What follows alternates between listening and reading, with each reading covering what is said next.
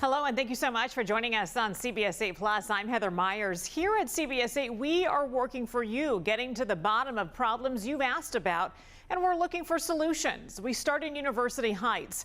Homeowners at a condo complex there want to know why they are footing the bill for property damage done by police.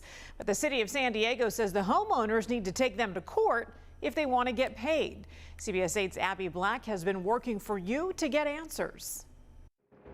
After an 11-hour standoff, a suspect who barricaded himself behind these condo complex gates was found just below Claire Cummings' unit. So that's one of our bedroom windows. So we weren't able to see him, but we could just hear him.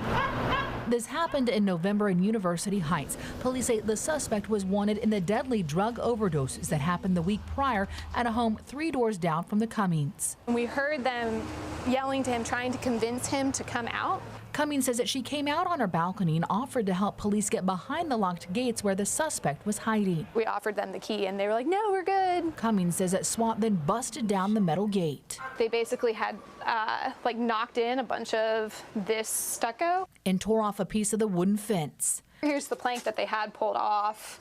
And then we had to because they basically pulled it off so that they could open this right here. Police took the suspect into custody and wrapped the scene, leaving behind the broken gates. They left a note saying, hey, here's how you can submit a claim with the city. The HOA did file a claim and shared with us the documentation to support it, including invoices totaling $616, but the city recently denied the claim. The city didn't initially give an explanation when I reached out looking for answers. A city spokesperson says they did not have any further comment regarding the claim.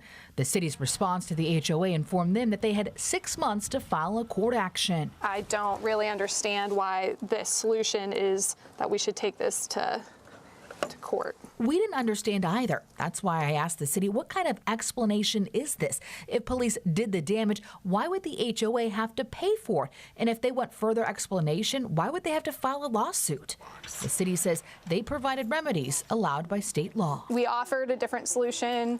We had a way to get the SWAT team keys, and they said no. So yes, this seems to be, in my point of view, directly something that the city should be paying for. Working for you, I'm Abby Black, CBS 8.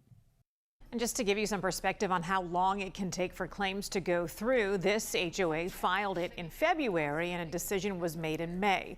Depending on damages, though, it can take much longer. A Mira Mesa playground will soon have a new sandbox, and parts that were missing will be replaced. We're working for you, getting answers from the city after viewers contacted us about their local playground at Mesa Verde Park. As CBS 8's Anna Laurel reports, the city met with park and recreation staff to see what needed to be fixed after our story brought light to the situation. This is a popular park and playground, but the playground structure was built more than 20 years ago. It's not slated to get updated or replaced anytime soon, but the city does say it's going to fix some of the issues we brought to its attention.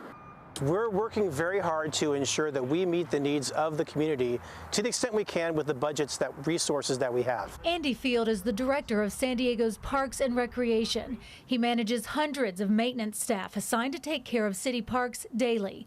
But for the past couple of weeks, I've done stories with viewers unhappy about the condition of their local park. And I'll show you guys some broken equipment over here. Last week, we introduced you to Alex Timberman, who lives beside Mesa Verde Park in Mira Mesa. Every single park seems to have better equipment than the park here. Alex reached out to CBS 8 because he says he filed numerous complaints about missing playground equipment and a sandbox full of trash, but nothing gets fixed. I think the city's job is to make things look fair, equal distribution of resources. Yeah, and you don't see that.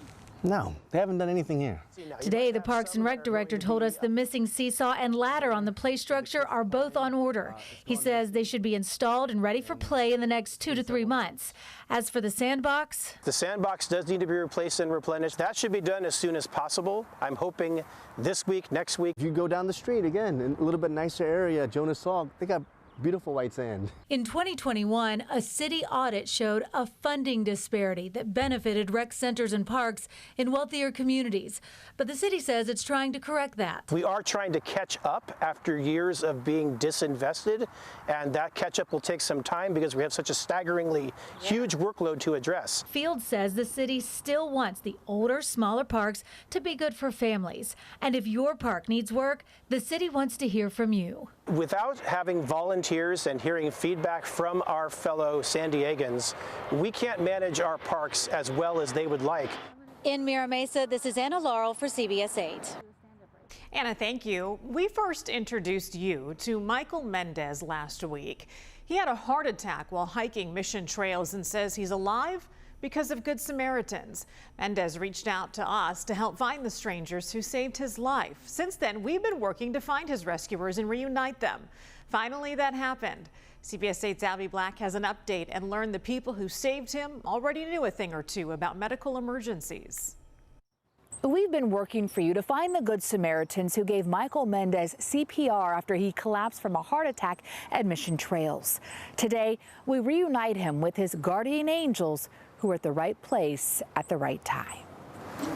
Meeting one of the men who saved his life. How's your chest? It had no wonder. 41-year-old Michael Mendez thanks Chula Vista paramedic and firefighter Jacques Bouchain for giving him CPR until Santee firefighters arrived at Mission Trails. Still sore for sure from the CPR, but thank you. Thank you for that. No, I would rather be sore than being here to thank you for it than not being here. Mendez, who has a family history of heart disease, had just finished a hike at Mission Trails when he nearly died from his second heart attack. No pulse? Like there was just nothing? Yeah, you had no pulse. Bouchain is in uniform today. We were able to pull you up onto a speed bump and start CPR. But on President's Day, And my wife yelling, "Hey, stop, there's someone over there." And he was off duty hiking with his wife and twin girls. I'm so glad you're okay. Mendez says he doesn't remember much. I remember I was like finishing up the hike. I was like close to my car. That's the last thing I remember. Bouchain's daughter, Jacqueline, remembers it all. And I'm just glad he's okay. And he's, like my dad said, he's going to live a long life. Mendez says to help him mentally heal from living with heart disease at such a young age, he wanted to know who saved his life.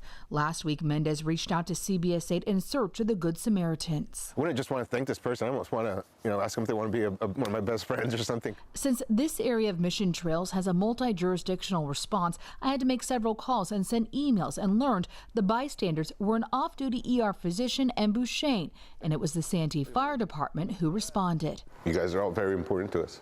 You guys are all heroes. Often, firefighters don't hear about the outcome. I didn't know anything until we started getting emails from you. As much as Mendez needed this reunion, so did the firefighters. When you get somebody's life truly saved, I think it's important to cherish those moments. As Mendez learns more about that day, he's overcome with emotion. I pray for all of you. He believes this was divine intervention. I'm so glad you're okay. Thank you for being there that day. In Santee, Abby Black, CBS 8. Glad he's okay.